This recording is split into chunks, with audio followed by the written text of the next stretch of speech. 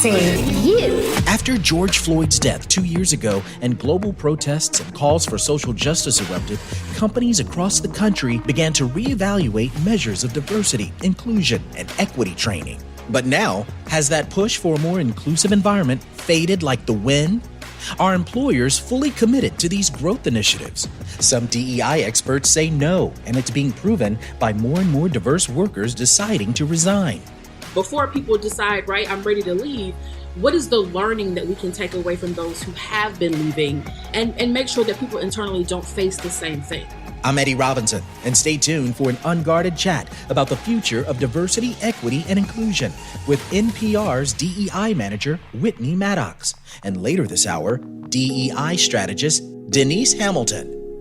Oh yeah, I feel you. We hear you. I see you.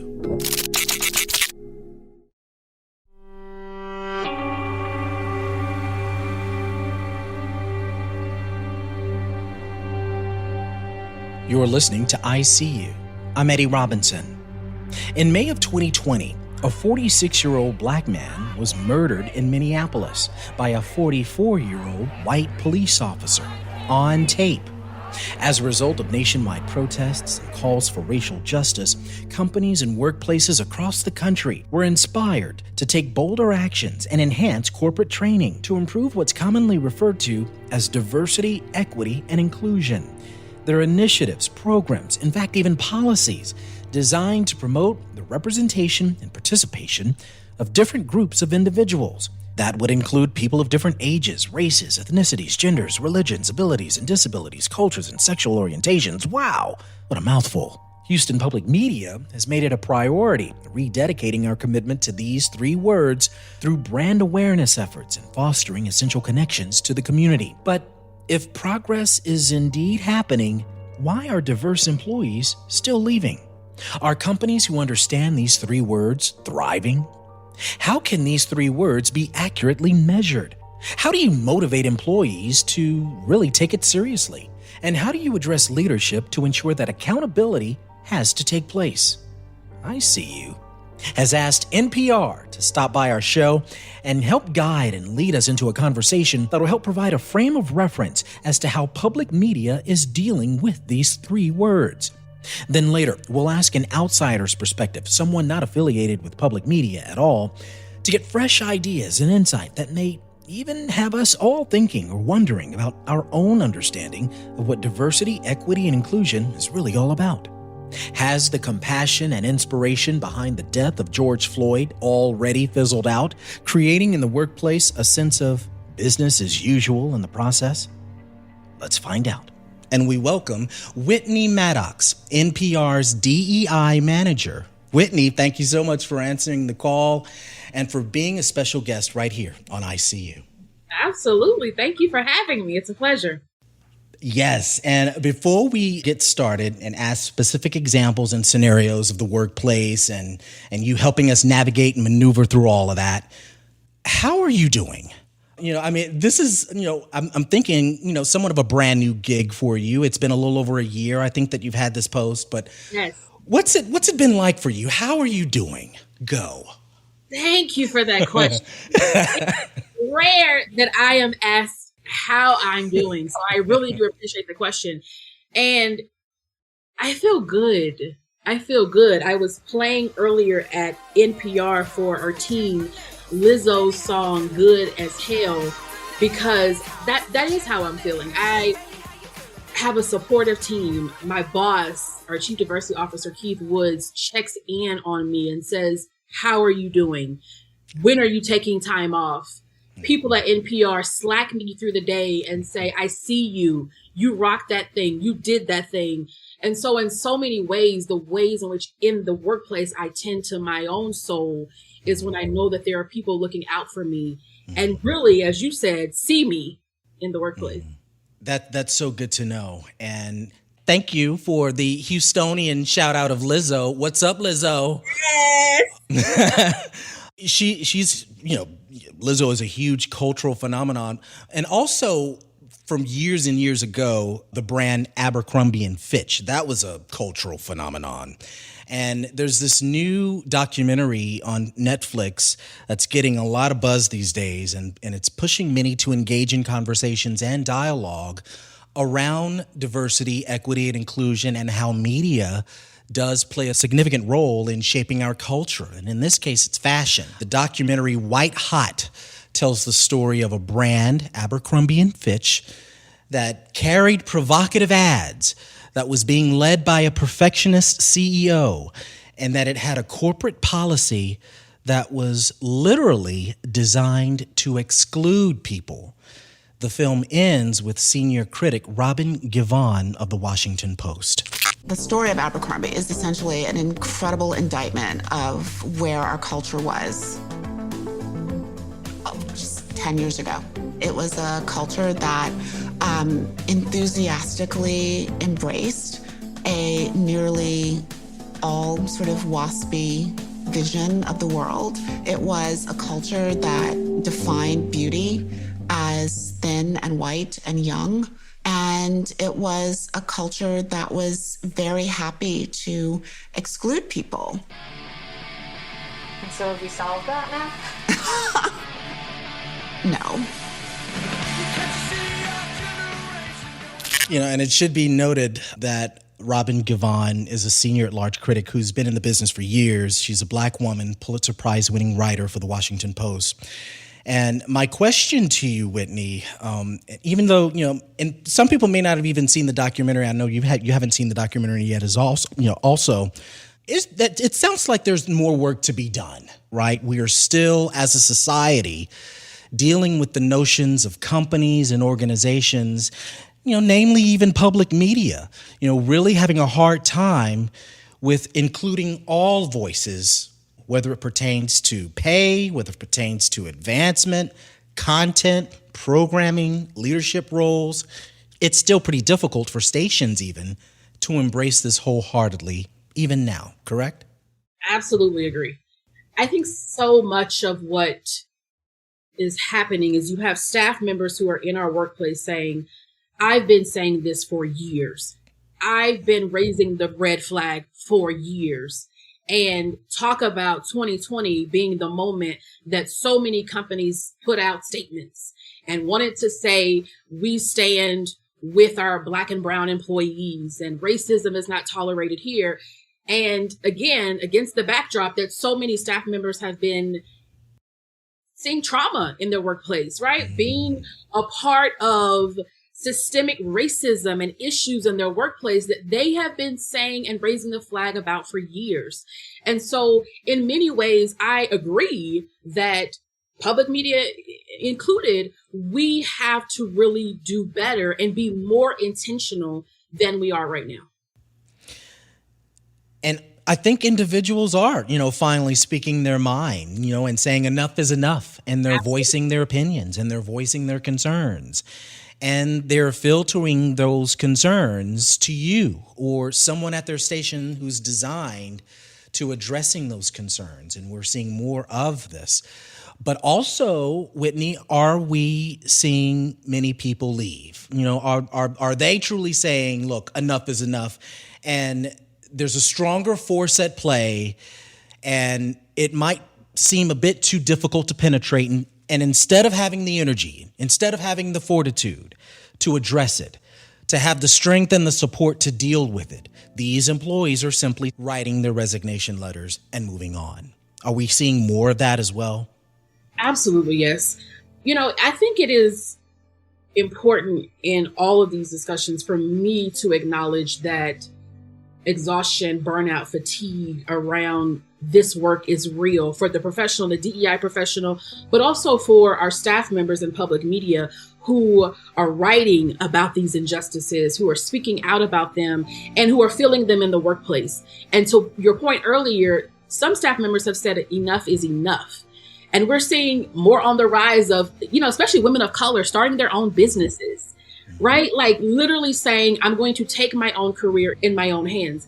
And I'll say internally at NPR, I appreciate this focus on this exodus as we've been hearing it of hosts of color and what have you leaving.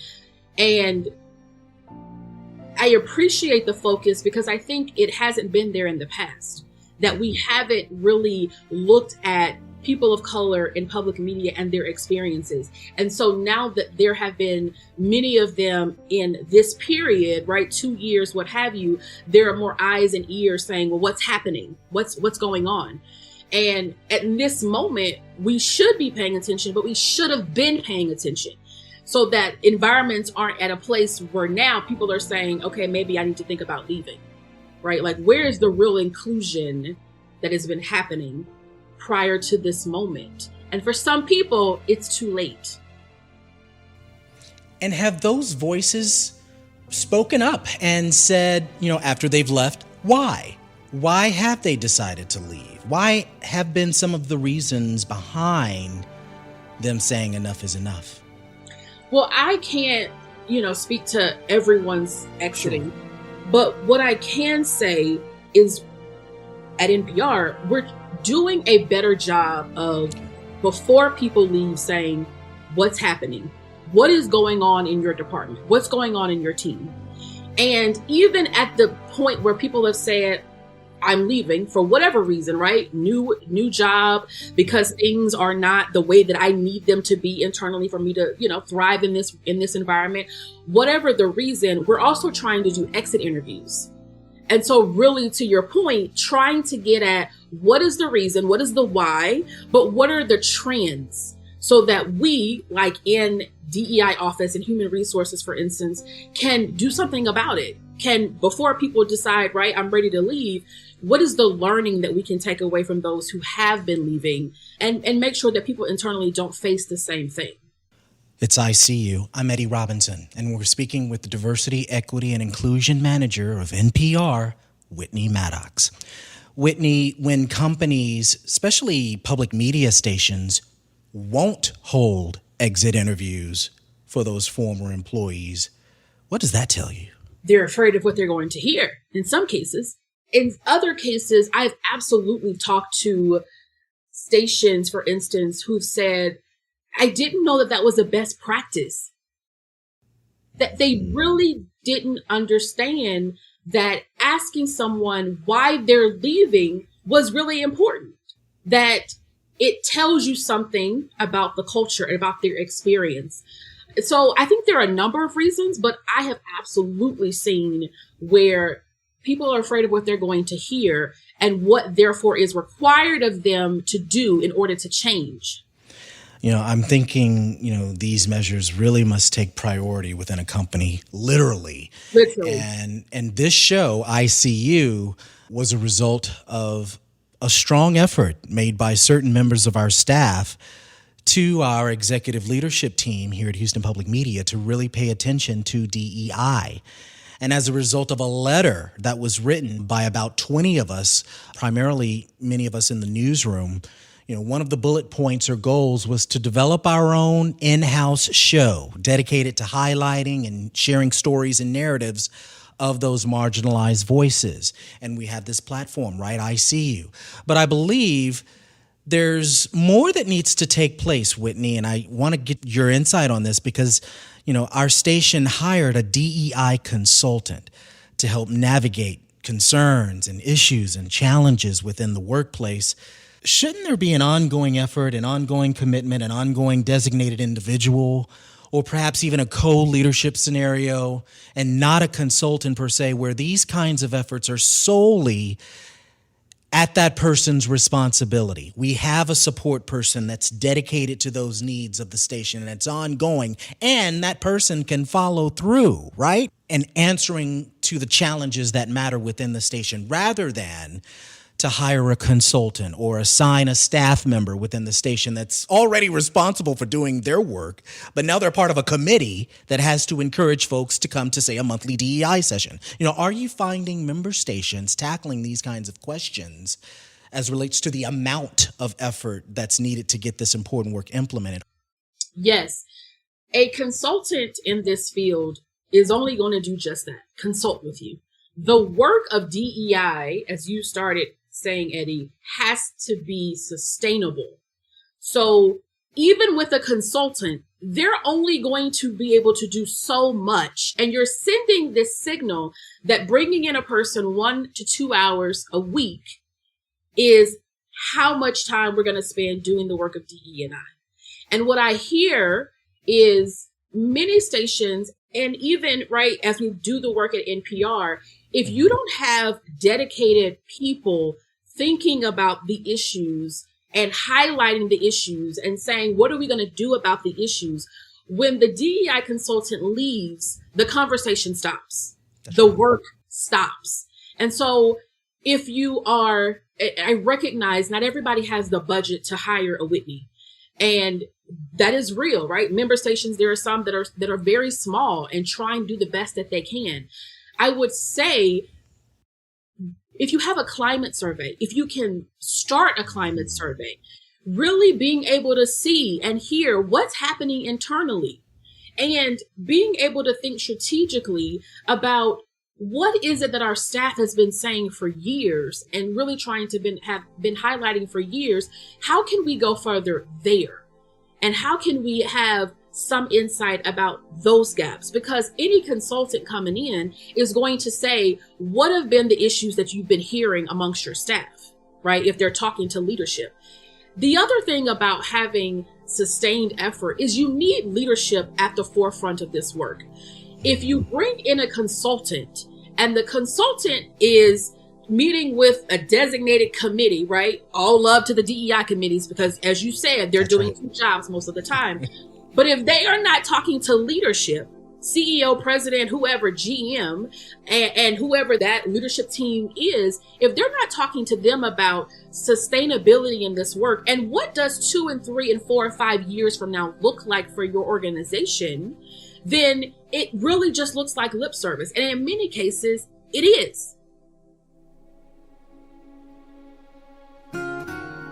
Coming up, we continue our chat about the future of diversity, equity, and inclusion with NPR's DEI manager, Whitney Maddox.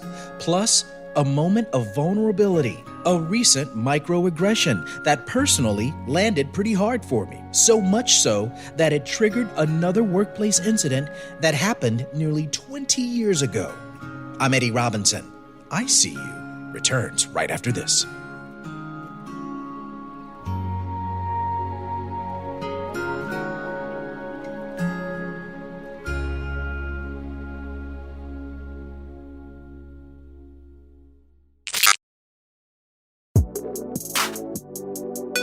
If you're enjoying this program, please be sure to subscribe to our podcast, I See You with Eddie Robinson. You can hear all the past episodes and be notified when new episodes are released. Also, please take a minute to give us a review or comment. We love getting feedback from our listeners.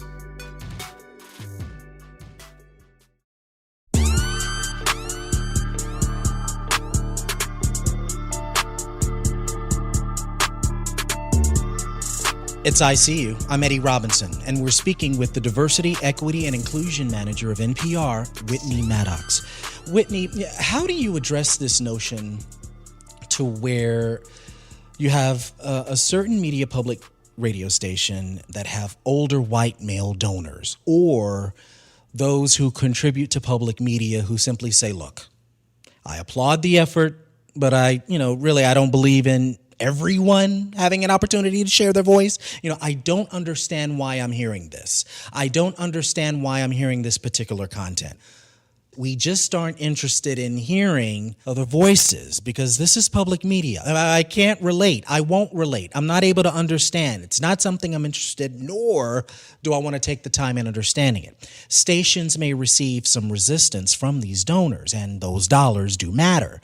How do you leverage these initiatives of bringing in new hosts, bringing in new shows, more diverse anchors, more inclusive programming, while at the same time hoping to maintain these donors and keep them as donors? Otherwise, they'll stop giving altogether. What advice would you give to these stations? Absolutely. I think at the start of doing and being committed to the work of diversity, equity, inclusion, and accessibility is leadership needing to sit down and say, it comes with some risk it comes with some challenges. And what you're naming, Eddie, is one of those. Is realizing that not everybody is going to be about this work and about this change. And at some point, that may hit the dollars, right? That may hit our pockets. You cannot have change without some impact in somewhere in your organization. And so what I really, really believe is if you have made up in your mind that the people who work in our organization matter, every single person, their experience, how they show up in this workplace matters. And then their ability to show up in our stories and hear themselves represented in their stories, their communities represented in our stories, then we do what is needed to ensure that they can have that experience. Some of that includes looking to other donors.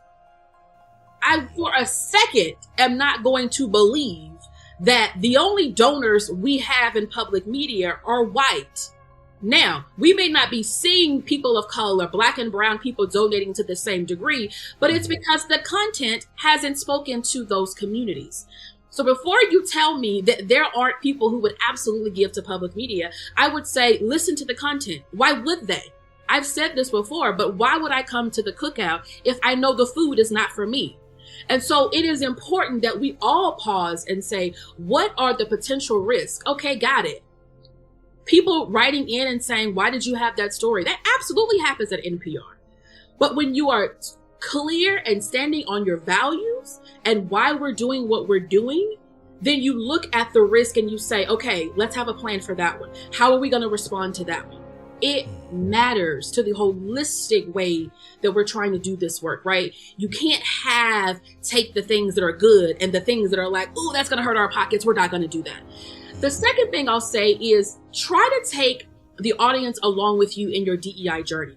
So if you are saying we're going to put more stories on the air talking about, X community or, people of color, how have you said to your audience, we're trying to do better internally, which means things are going to sound different externally.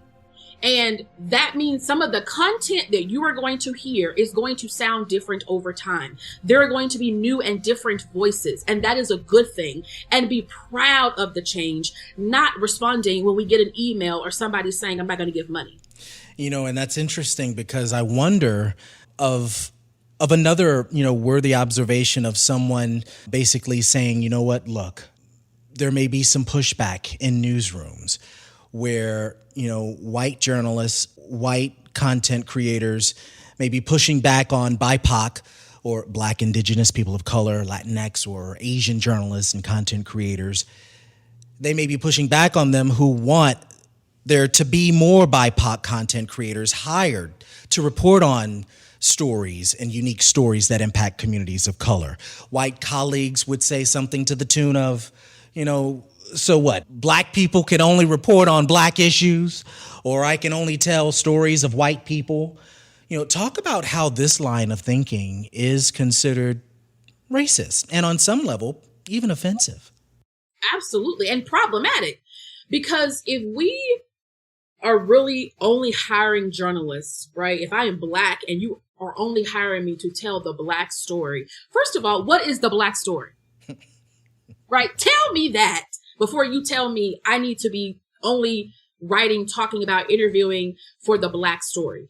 And I think that's the harm in this, is that we throw around these words and we tell people, right, go only after this particular beat. And the truth is that we don't want to just name what it is oftentimes, if you are any journalist in a newsroom, you ought to be able to tell any story. I ought to be able to go into any community and be able to hear and listen with compassion, the joy, the struggle, the joy in that community. Because oftentimes what happens is the Black story is associated with trauma and with pain. Struggle, right? And there are so many Black journalists I'll name because I've spoken to them at NPR who are saying, we are more than just that. first of all. Second of all, I am interested in more than just rap music, okay? Can I be Black and like country music too? And so allow people to go beyond the boxes, the stereotypes, as you started, Eddie, saying, and tell stories that they care about. And let us all be shocked when you hear a story told from a white person that pierces your heart because they took the time to invest in the community and the person that they were interviewing. That matters. It's ICU. I'm Eddie Robinson, and we're speaking with the DEI manager of NPR, Whitney Maddox. Whitney, are we seeing any real progress being made inside public media as it relates to these initiatives? Yes, well, I can speak to NPR that, as you started, I've been there over a year at this point, and there has been real change. Okay. In ways of the work that we're doing, focusing on women of color, the work now starting with men of color.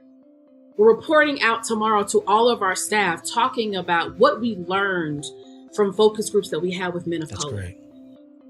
And it's those moments where, you hear from colleagues, and to your earlier point, they do speak about burnout. They do speak about what does it mean to show up, do the work in the skin that I'm in, and the toll that takes to have to hold it together, or as some of our men of color said, be twice as good with so much less. And all of the good things that we're doing, and we're talking about the increase of people of color in our leadership team, all the way down to seeing more diversity in our intern pool, all of those things we take time to celebrate, because what I have found, Eddie, is that there are so many things to say, this is wrong. There's no change. It's not happening. And we have to celebrate the good. We have to celebrate the wins. So that's also what I'm about. Whitney, I would also like for you to speak on the notion of microaggressions. That's a very intense word. Really help our audiences understand the nature or the impact of what someone says and how much of an impact that really has on a person. What are microaggressions? And when a person stated or they've committed a microaggression and it lands the wrong way on someone, what steps can be done to circle back and help minimize issues that might stem from that microaggression? Yes, absolutely. So the first thing is being mindful that when a microaggression occurs, so oftentimes the person who is saying or done the thing doesn't know that they've said or done the thing.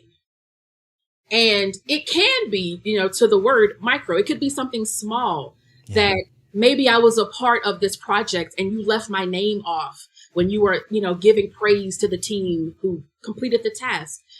Something like that to some boss may be, oh, well, I just forgot. If you're listening to that, and let's just say Whitney as a Black person, if I am hearing that, I'm not just taking that alone as, oh, I just forgot. It could be that I'm thinking, is it because I'm Black? Is it because I'm a woman? There are all of these other things that are playing out in my mind as to the potential reason. Yeah. And if you have a staff member who comes to you and says, the thing you did, leaving my name off of the project and the recognition, was really hurtful for me, being mindful to pause and not respond in defensiveness and providing explanation as to why you did a thing, because that is oftentimes the place we want to go.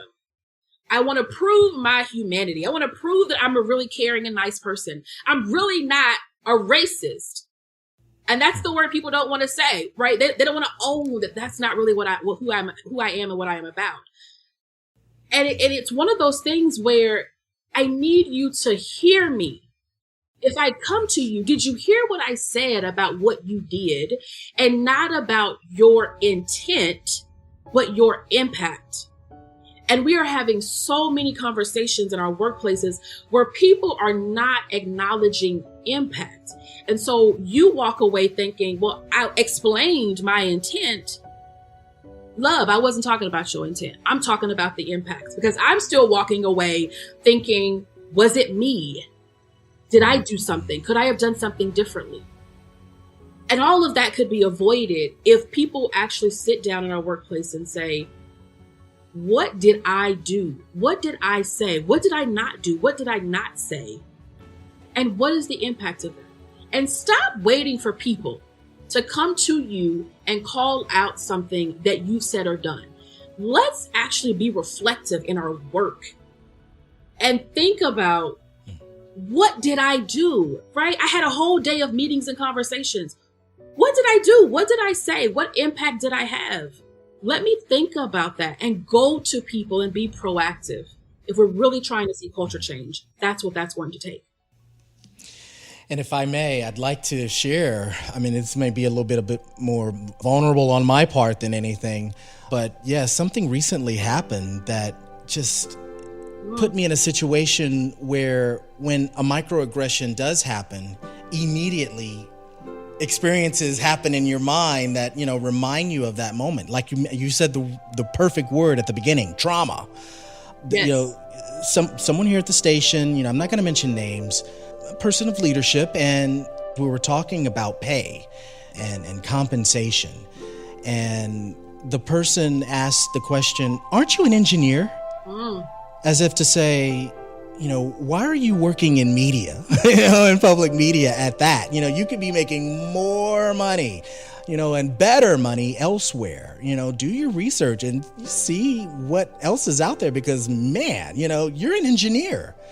Ooh. But you know what, Whitney, that really hurt me. And it probably wasn't the right space to even having had this discussion, but in my mind, to something of that extent, for someone to say that, it immediately put me in the mind of something that happened in 2004. I was working at a sports station in New York. I was a producer there from 2001 to 2007. And I went into the office of the program director, and he knows exactly why I'm there. And I'm like, look, I've been working like crazy, with great results. When I first got here, my first paycheck in 2001 was $12 an hour. I've been here for 3 years already. I could certainly use more money. What can I do to get an increase? I really need more money. It's painful. That's when the program director looked at me, pushed away from his desk, and then proceeded to pick up a huge stack of papers. I mean, it was massive. He could barely hold all the papers in his hands. And he just dumped them right in front of my face on his desk, on the edge of his desk. And I think some of the papers went everywhere. And he said, "Eddie, what you have in front of you are resumes of folks looking for, if not begging, to be a part of this station. If you don't like your pay, then there's the door." Oh my goodness. But when that happened, it really hurt. And it spoke about a person's worth, and it spoke about a person's value, right? About the importance of contribution, the importance of the role I play in someone's bottom line. And that's the power of microaggressions, right? I mean, they eat away at us, which in my mind, pushes people to just walk out of the door. And I needed that gig because as a, kid, in his early 30s, he was making, he was doing other jobs, had 5 jobs, but I really needed that job. And so I stayed there for another 4 years, still not moving, $12 an hour. It's the power of those microaggressions, right, Whitney?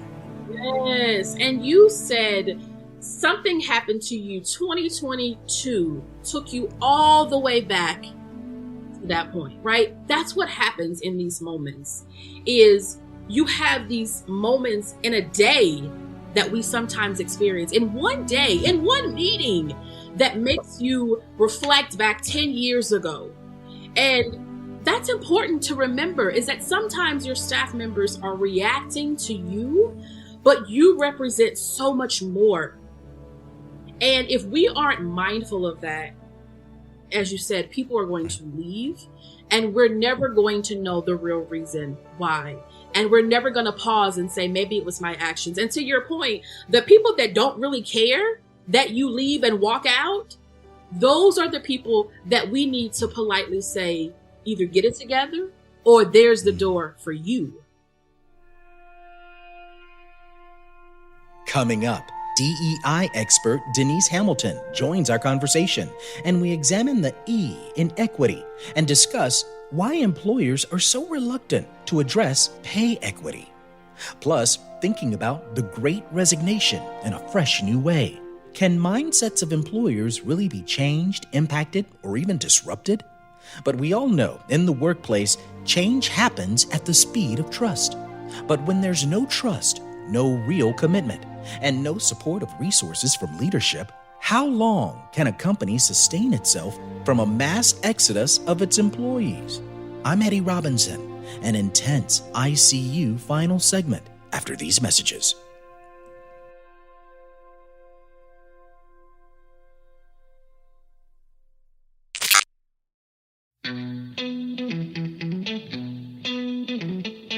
If you're enjoying this program, please be sure to subscribe to our podcast, ICU with Eddie Robinson.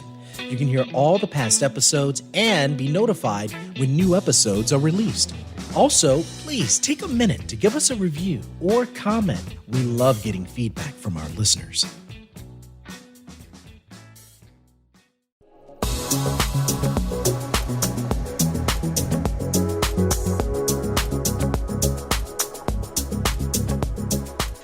It's ICU. I'm Eddie Robinson, and we're speaking with the Diversity, Equity, and Inclusion Manager of NPR, Whitney Maddox. And we've just been joined by D.E.I consultant Denise Hamilton, founder and CEO of Watch Her Work, a digital learning platform for professional women. And thanks to the both of you for being a part of ICU and sharing your thoughts and insight and perspective into this very important conversation about inclusion, diversity, and equity. Thank you, Denise. So happy to be with you. Now, we're going to start this question off to you. What does the E mean to you when we speak of equity and diversity, equity, and inclusion? And in my mind, I'm just going to give you what I'm thinking, but when we talk of equity, to me, I think leadership must step up, right? I mean, I'm sure there are ongoing efforts at stations and companies and organizations that focus on how we can diversify more projects, how we can diversify programming, how we can become more inclusive with content. But it's at that policy level where change really takes place, when it has bigger implications, where we're now starting to focus on a person's title, on a person's role, on a person's responsibility, or a person's path of advancement, equity of pay. These factors, in my mind, impact policy and require more assessment. And in many instances, those systems often haven't been assessed. They often haven't been evaluated for years or even decades. And as roles and responsibilities change in this world, as it relates to the social media and digital technology, now we're in a post-pandemic world, there must be a system of compensation in place that's fair and that's equitable. So, Denise, I start with you. What does the E mean to you? And will companies and workplaces ever get to real equality or real equity? Is this a real solution? Oh man, what a question. I mean, I think that the reality is that this is where the work happens, right? This is the hard part. It's really easy to list wonderful programs that you did, and you did a potluck to celebrate this day, and you did this for Cinco de Mayo, like to list the programming, the programmatic spaces that I think tend to focus on diversity. That stuff is really attractive because it's low-hanging fruit. And let's be honest, it's the things you can put in the report to the shareholders, right? You can put it in a report up to the board, right? So those activities, if we're not careful, can consume what we do when it comes to DEI. But equity is where the rubber hits the road. It's the other end of the continuum. It's the other bucket of behaviors that, quite frankly, are just more challenging, because then you have to give up some of your behaviors. We love to do stuff on top of what we're already doing, but it's something else to give up things that we've been doing that are no longer effective, right? Something as simple as, can we do the Monday morning meeting at 8:15 instead of 7:45 so that the people that have responsibility for dropping kids off at school can make it without being rushed?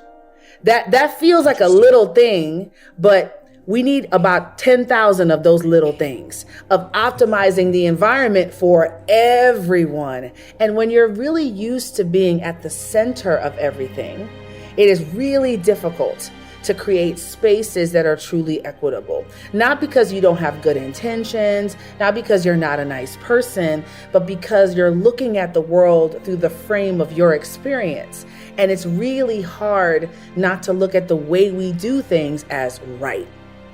What's wrong with me recruiting all my interns from my fraternity? Like, why can't I do that? Well, you're creating, you're reinforcing concepts that create harm. You're reinforcing this barrier of who gets in and who doesn't get in. And I think this idea, equity requires sacrifice. It requires change. And we love to add on top, but we don't always like to change the stuff that we're actually doing on a day-to-day basis. Whitney, what does the E mean to you? Can or will we ever really achieve equity? Yeah, I like to say thank you, Denise, for all that you just said, that equity is about meeting the needs of the people. That if equality is everybody getting the same thing, sometimes it doesn't work, right? To Denise's point. And I oftentimes tell leaders to think about who are the people in your workplace and what do they need?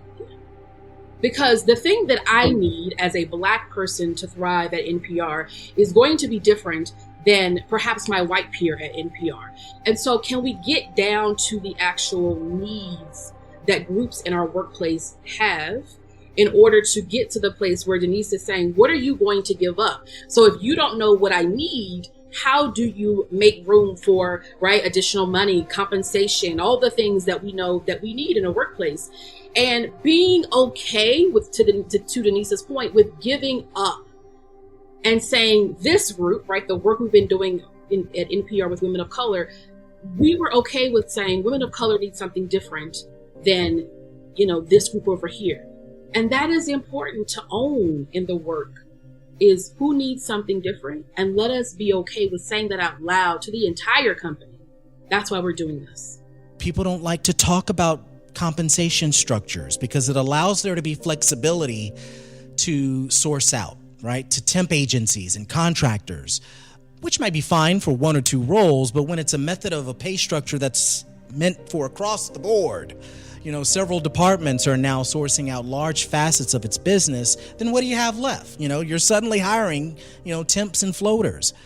So Whitney, I'll begin with you. If you can provide any ideas or suggestions as to what other stations are doing to help address pay inequities at their stations. Yeah, so one of the things NPR has done is we've had a third-party vendor come in and do an assessment of pay across the board, and really trying to group, right, directors. What are directors making? What are managers making at NPR? Because what we found is just in the work in general is that if we aren't looking across the board, then one director in one department is making something completely different than another director in another department.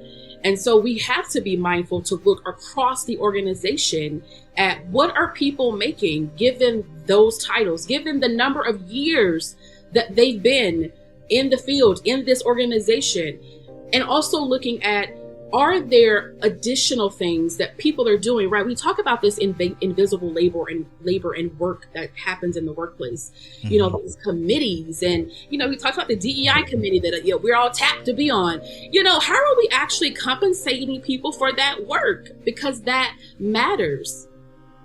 Denise, concerns that impact a person's advancement.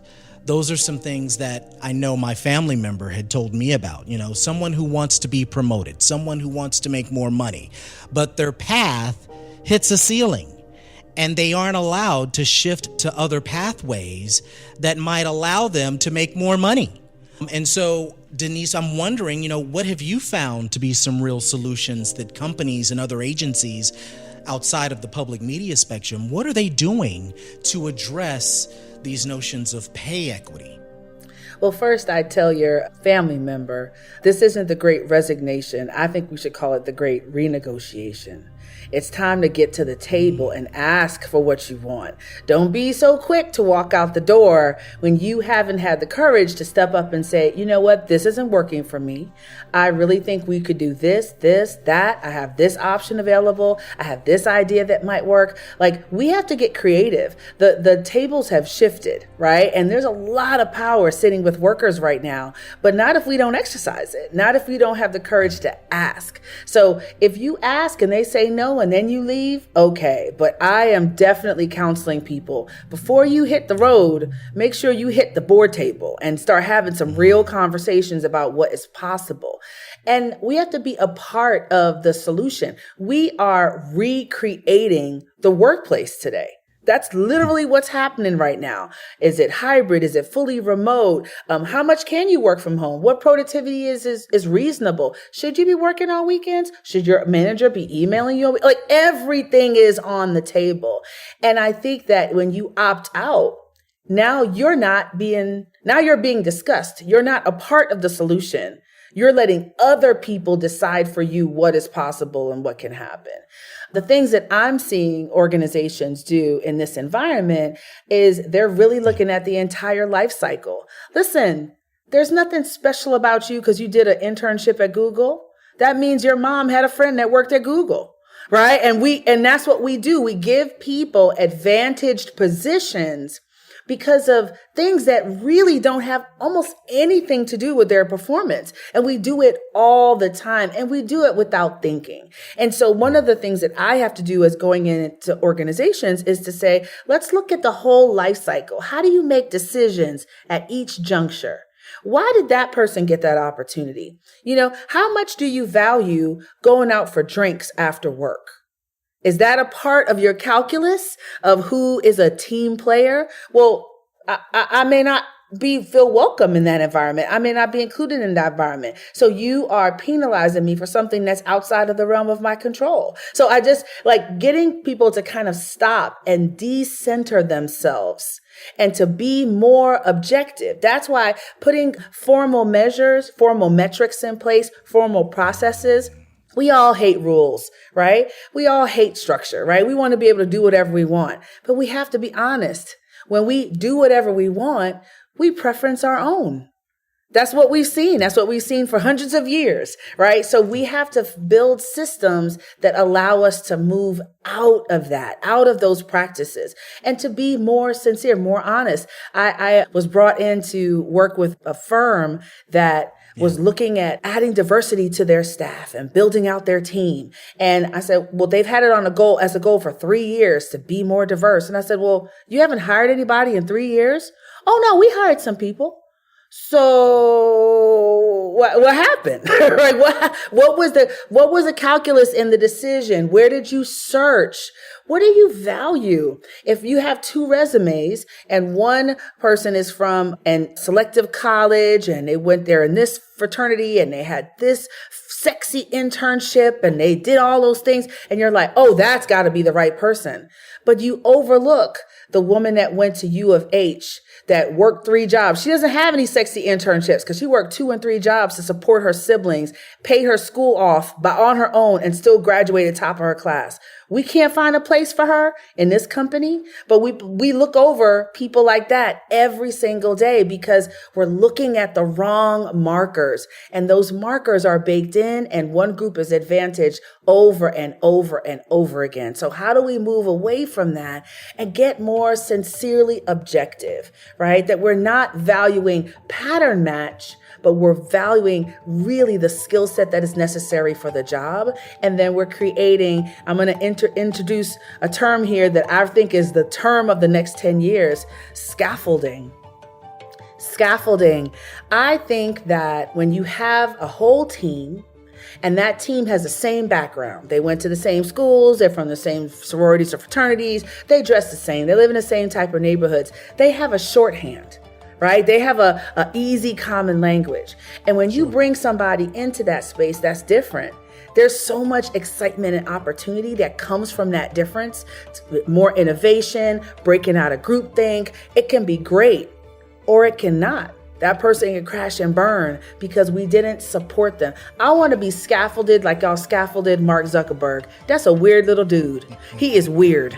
And they put the right people around him to make sure that his idea got a chance to bloom and develop and become what we see as the company today. So I want that same scaffolding. And I think if organizations are going to be successful about truly creating equity in their organizations, truly being inclusive, they've got to figure out what scaffolding is needed to hold on to these marginalized populations that are still relatively new in some of these stratas of the organization. And the thing about scaffolding that I love is it falls away. It's not going to be there forever. There's a time that you need it, and eventually it falls away. And then you can be the scaffold for someone else. We're getting ready to wrap things up here, but I want to make sure that we get a couple of more questions in before we leave. And these are going to be questions that I want both of you all to answer. So we'll start with you, Denise, with this one, because you've come up with this interesting word, scaffolding, a new term here. Should there be a move to start thinking about terms differently, like diversity, equity, and inclusion? You know, Whitney and I spoke earlier about the burnt out and how people, when they hear these words, when they hear these letters, it triggers something. It triggers, and, you know, people are like, oh, here we go again. Do we have to hear what? You know, what do you think? Should there be a new name or something related to what's going on here as it relates to D.E.I? Ooh, that's a subject near and dear to my heart. I actually believe that the language has lost so much of its meaning. Because when you have people that are committed to not understanding the language, bastardizing the language, changing it, making it mean something else. I mean, like, take a term like critical race theory that literally means something very specific that has been made to be a big bucket for 85,000 behaviors. It's really amazing to watch. And so the challenge that we all have is to understand that there are people whose best interests are served by cheapening the language and destroying the language. So the language has to continue to evolve. We have to keep moving past it. We have to keep evolving. And I hope that we are getting to a point that we're ready for diversity 3.0. It's time to get to another level of discourse. And for me, it's decentering. I'm actually working on a book right now. And the title is Indivisible. I don't want to be diverse. I'm not diverse from who, equal to who, included by who. I'm ready to move people away from the center. Nobody's in the center. We all have to figure out this negotiation and how to work together. And my goal is to be indivisible, to be effective as a team, as a company, as a country. And if we're not doing that, then really we're just making a lot of noise. So I think that the language is overused, and we need to be more simple and more clear in what we actually want, be able to clearly articulate what success looks like. Because I think when you say something like systemic bias, unconscious bias, it feels like I can't control it. I don't even know what I'm doing it. It's too big for me to address. Let's make somebody else in charge of that. And I don't want you to make somebody else in charge of that. I want you to have a 5-foot rule around you. Like if we're all in a stadium and everybody drops a piece of paper on the floor, it's trashed. But what if everybody bent down and picked one up? Now we look like Singapore, right? And so we need to kind of empower people. We need to empower people to have their responsibility for this work. And by even calling it this carve out thing, we make it like that's something special. That's only Whitney's job. That's everybody's job that works at NPR. She's just the captain of the overseeing and distributing resources and the planning, right? But she's not in charge of DEI, right? And I think as long as we outsource it and put it in somebody else's lap, we're not going to get the places that we need to get. Which is why I love Whitney's signature in NPR. She has here, the work of diversity, equity, inclusion is not just my job, it's yours too. It's I See You. I'm Eddie Robinson, and we're speaking with the Diversity, Equity, and Inclusion Manager of NPR, Whitney Maddox, as well as Denise Hamilton, founder and CEO of Watch Her Work, a digital learning platform for professional women.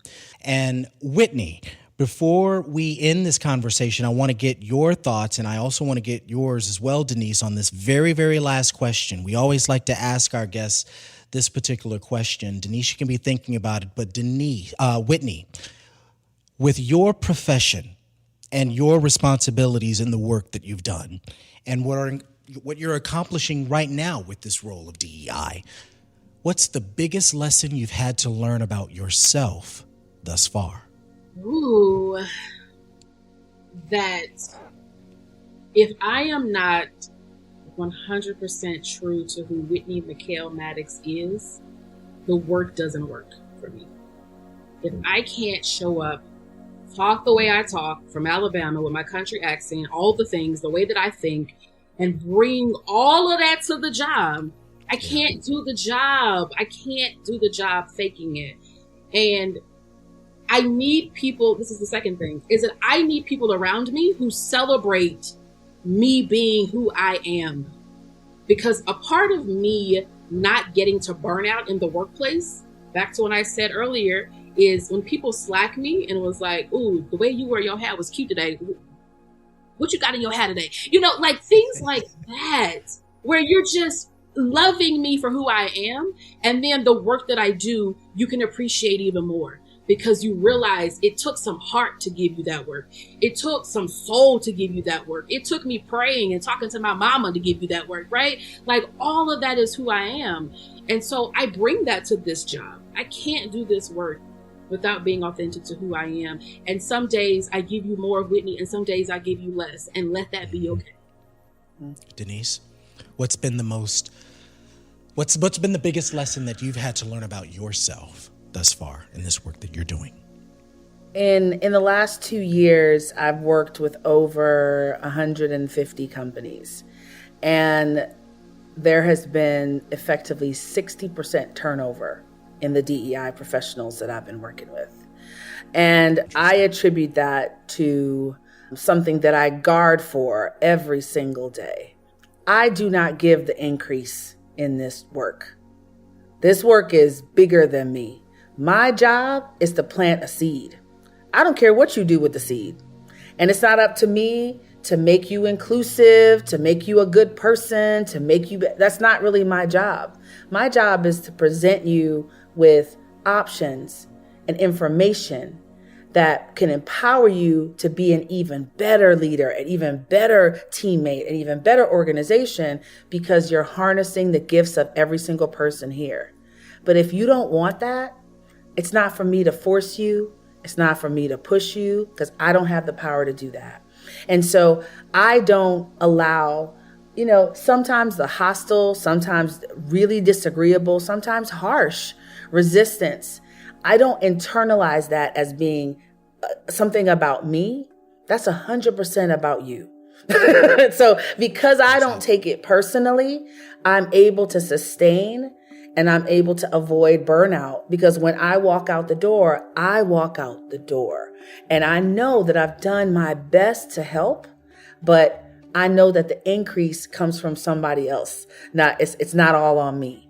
And so I think I've learned a humility about how long this work is going to take. It took hundreds of years to get to this point right here. Why do I think I can do it in a 2-hour session? It's going to take time. So this work requires you to pack your patience.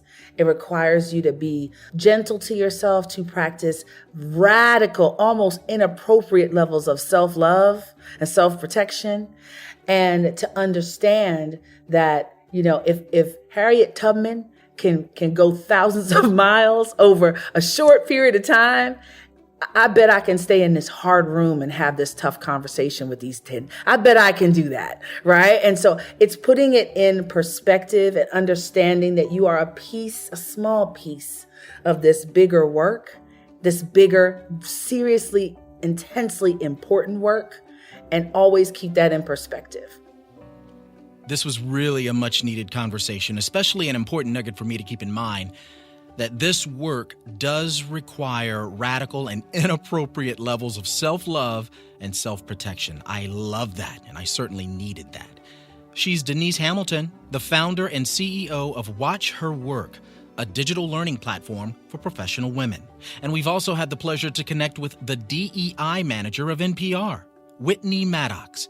Thanks to the both of you for taking time out of your busy schedules to share fresh insight and perspective on what the future looks like for company and organizational initiatives better known as diversity, equity, and inclusion. Thank you all for being guests on ICU. Yes. Oh, thank you. Such a generous invitation.